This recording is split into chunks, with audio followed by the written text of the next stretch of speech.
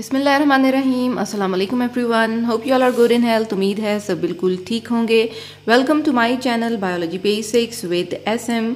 आज हम स्टार्ट करेंगे फैसलाबाद बोर्ड का पास्ट पेपर ईयर 2019 का। पहले हम डिस्कस करेंगे इसका ग्रुप 1 ऑब्जेक्टिव टाइप। आपको पहले से बता दिया गया है कि इसके टोटल मार्क्स 12 हैं और टाइम जो दिया जाता है that is about 15 minutes to solve this portion.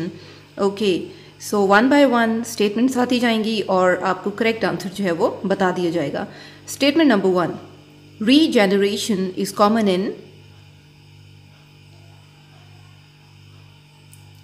in C, echinoderms.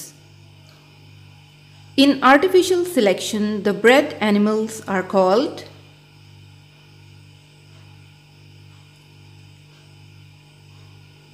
C, breeds. ये सभी जो हैं ये ब्रेड एनिमल्स की ही टाइप्स हैं, लेकिन आपसे एनिमल्स का पूछा गया है, प्लांट्स का नहीं, तो एनिमल्स के लिए answer will be C, breeds. उससे पहले अगर आप मेरे चैनल पर नए हैं तो मेरे चैनल को सब्सक्राइब करना मत भूलिएगा। चैनल को सब्सक्राइब कर दें ताकि नई नोटिफिकेशंस आपको टाइम पर मिल सकें।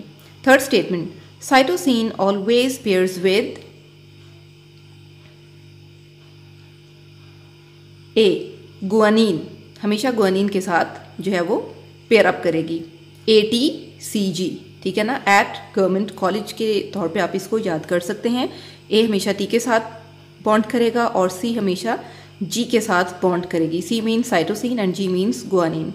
Next, which product is form during industrial nitrogen fixation?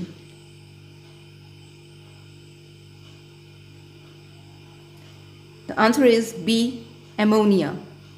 5. Who introduced the method of single cell protein? इसका आंसर itself आपको इस टॉपिक में मिल जाएगा, सिंगल सेल प्रोटीन के टॉपिक में, and the answer is C, Scrimshaw. Next, which drug is a cardiotonic? ये MCQ इंतहाई repeated है, हर बोर्ड में हर साल में ये क्वेश्चन ज़रूर रिपीट हो रहा है, ये MCQ ज़रूर रिपीट हो रहा है। इसको तो आप अच्छी तरह से याद कर लें, ज़हन में बिठा लें। And it's answer is B, digitalis, the purple flowered plant. Next, the percentage of oxygen in the inspired air is, ये जो टेबल है आपकी बुक में रेस्पिरेशन वाले टॉपिक में उसमें से दिया गया है, आप बड़ी आसानी से उसमें से देख सकते हैं। ऑक्सीजन की परसेंटेज पूछी हुई है इंस्पायर्ड एयर में, तो कितनी होती है वो? That is B, 21%। Next, the example of xerophytes is,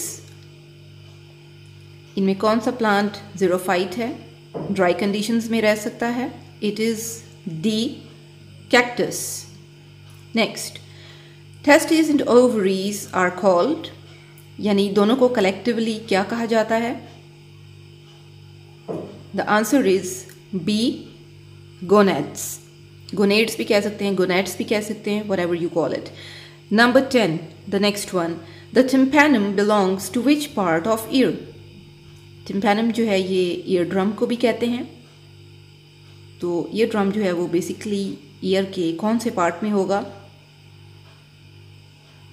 it is A, external ear. Next, the cells of cartilage are called, cartilage जिन भी सेल्स से मिलकर बना हुआ होता है उन्हें क्या कहा जाता है? They are called as D, chondrocytes. The last one, the example of stem tuber is, इनमें से potato, यानी कि A, potato जो है वो एक स्टेम ट्यूबर की एग्जाम्पल है। ओके, ग्रुप 1 ईयर 2019 का ये पार्ट कंप्लीट हुआ। इसी ईयर का यानी कि 2019 के ग्रुप 2 का MCQ भी अवेलेबल था, तो वो भी मैंने आपके लिए सॉल्व किया है। Let's have a look on it. Number 1, larynx is made up of, the answer is cartilage. Next, waste material that are secreted by rubber plant. अब ये जितनी भी ऑप्शंस हैं ये सब वेस्ट मटेरियल ही की हैं। आप ध्यान से देख लें कि आपसे किस चीज़ का पूछा हुआ है, रबर प्लांट का। तो रबर प्लांट का जो वेस्ट मटेरियल है उसे लेटेक्स कहा जाता है, ठीक है ना। B latex is the answer. Next, the unit of nervous system is, कौन से यूनिट से मिलकर पूरा नर्वस सिस्टम बना हुआ है आपका? The answer is C, neuron. Next, the union of several axons that are enveloped by a covering made up of lipid is called, बहुत सारे एक्सॉन्स लिपिड की कवरिंग से मिलकर बने हुए हैं, क्या कहते हैं उन्हें? It is B, nerve. Nerve कहलाती है ये चीज़, ठीक है। The next one, the matrix of cartilage also contain fibres called as, cartilage के अंदर जितना भी मैट्रिक्स है, मटेरियल है लिक्विड फॉर्म में, उसमें फाइबर्स मौजूद होते हैं। ये फाइबर्स किस चीज़ से मिलकर बने हुए होते हैं? The answer is C, collagen. Next, the male and female gametes are produced in specialised organs are called, क्या कहलाता है ये प्रोसेस जिसमें मेल और फीमेल गैमीट्स जो हैं ये स्पेशल किस्म के ऑर्गन्स में जो है वो प्रोड्यूस किए जाते हैं, बनाए जाते हैं? The process is called as A, gametogenesis. Next, some cells of ovary prepare structures called as, well, इनमें से सिर्फ एक आंसर फीमेल स्ट्रक्चर का है, ओवरी का है, बाकी सभी जो है वो मेल स्ट्रक्चर्स के आ जाते हैं। So the answer will B A, follicles. Next, hydrogen bonds present between adenine and thymine are, कितने बॉन्ड्स होंगे एडेनिन और थाइमीन के दरमियान में? Very simple. The answer is 2. B, 2 bonds होते हैं A और T के बॉन्ड के दरमियान में। A और T का जो बॉन्ड है वो टू बॉन्ड्स हैं उसमें। अच्छा जी, next, the genotype in which the gene pair contains identical alleles are called, ऐसा जीनोटाइप जिसमें एक ही जैसे, सिमिलर, आइडेंटिकल मीन्स सिमिलर, एक ही जैसे एलील्स मौजूद हैं, उन्हें क्या कहा जाता है? The answer is C, homozygous. Okay, the next one, formation of nitrites and nitrates from ammonia is called,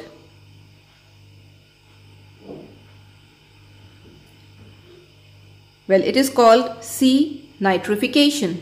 Nitrification कहलाता है ये process, ठीक है। Okay, the next one, organisms with modified genetic makeup or setup are called as, well, ऐसे organisms जिनके genetic makeup को modify कर दिया जाता है, चेंज कर दिया जाता है, उन्हें क्या कहते हैं, क्या कहलाते हैं ऐसे organisms? They are called as C, transgenic organisms.